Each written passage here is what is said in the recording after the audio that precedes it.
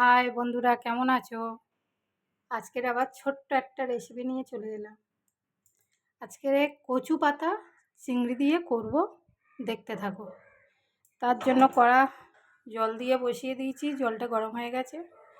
এখন কচু পাতাগুলো দিয়ে দেবো। একটু অল্প করে ভাবিয়ে নেবো, এখন বর্ষা মানে বৃষ্টির সময় তো একটু ভাবিয়ে নিলে ভালো হয়। সামান্য একটু ভাবিয়ে নেবো।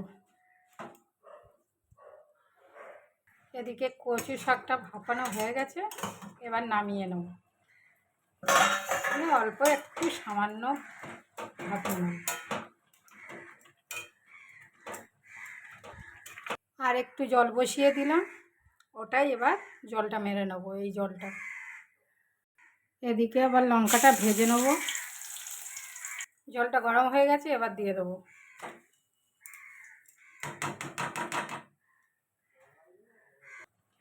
ওর সাথে চিংড়ি দিয়ে দেবো।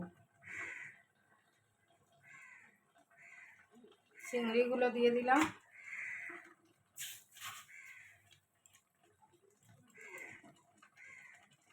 পেঁয়াজ দিয়ে দেবো।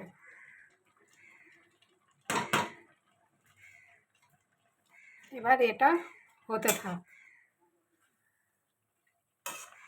এবার ঢাকা দিয়ে দেবো।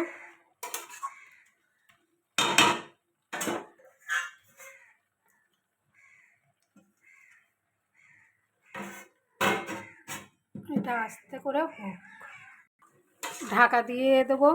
আস্তে আস্তে এটা হতে থাকবে।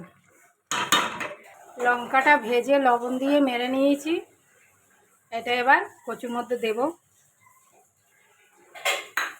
এটা আস্তে আস্তে হোক।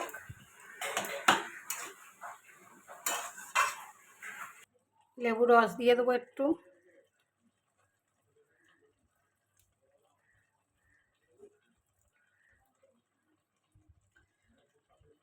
যদি গালে লাগে, গালে লাগে না তবু একটু দিয়ে দিলাম। লবণ দিয়ে দেবো। এটা ঢাকা দিয়ে দিয়ে করতে হবে। এটা এইভাবে একদম আস্তে আস্তে রস সব নেড়ে নিতে হবে। এবার সর্ষের তেল দিয়ে দিলাম।